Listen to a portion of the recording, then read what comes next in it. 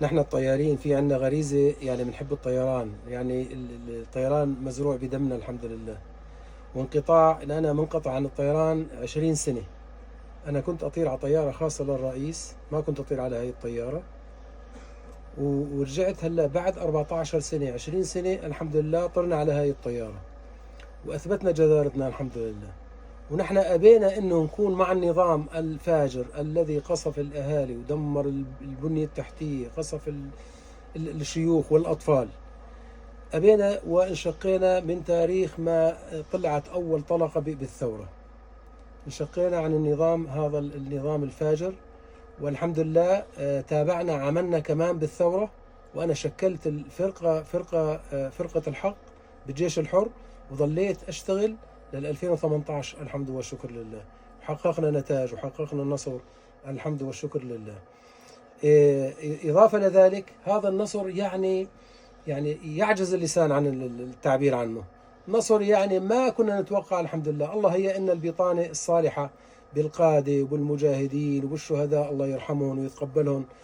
ويعني هذا النصر مؤزر صراحة لكل الشعب السوري، يلمن بأنه نحن كنا مضطهدين يعني من 54 عام من النظام. الحمد لله اليوم أجا دولة كويسة، والحمد لله يعني فيها عدالة وفيها مساواة بإذن الله. وإن شاء الله البلد يعني للجميع، يعني تحتوي أبناء سورية كاملة بغض النظر عن أي شيء. نحن بلد واحد، شعب واحد بإذن الله تعالى. ونحن إن شاء الله نحن مع الرئيس ومع القيادة على الدم بإذن الله تعالى. هذا الأمر يعني إن شاء الله يعني نحن لن نتخلى أبدا عن بلدنا مهما كانت الظروف. نحن وجدنا الحمد لله نسور الجو، الطيارين السوريين يعني مميزين بالمهارة وبالحنكة. ولا يمكن إن شاء الله بإذن الله تعالى إلا نكون مع شعبنا، ولا نكون ضد شعبنا مهما كان الأمر ومهما كانت الظروف. سيادة العقيد، حضرتك قبل شوي كنت قائد هاي الطيارة فوق احتفال للمدنيين موجودين بواحدة من الساحات، وكنت مشرف على رمي الزهور عليهم من الأعلى.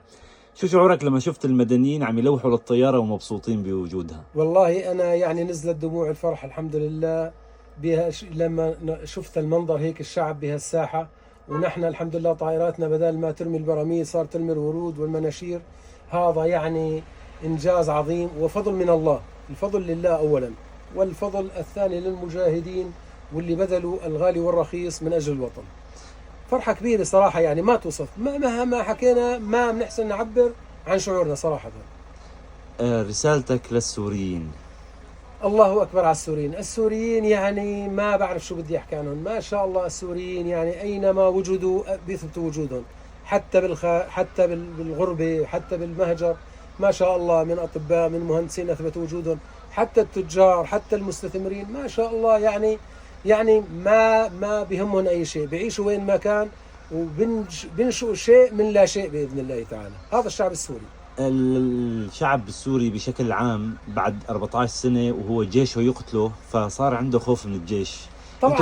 انتم اليوم كنسور سوريا وكجيش، شو رسالتكم للشعب؟ اكيد كان يخاف طبعا لانه كان اول شيء يقصف، ما عنده رحمة لا بالنساء ولا بالشيوخ ولا بالاطفال، كان يقتل على جنبه طرف. اما الجيش اليوم السوري الجديد باذن الله تعالى وجد حماية الشعب قولا واحدا، حماية الوطن، حماية الشعب، ما في جدال عليها. هي لو بكلفنا دمنا احنا فدا الشعب وفدا الوطن ان شاء الله. الله يجزاكم عنا كل خير ويعطيكم الف عافيه، وصدقا بالله انه كثير مبسوطين فيكم. نشكركم كثير على اللقاءات، ونشكركم كثير. احنا مسرورين كثير انكم كمان موجودين تابعين للاذاعه والتلفزيون ان شاء الله. ما شاء الله عليكم، ويعني انتم واجهه البلد. الله يحفظكم يعني. يا رب، الله يحفظكم ويبارك فيكم. الله يجزاكم خير يا عم.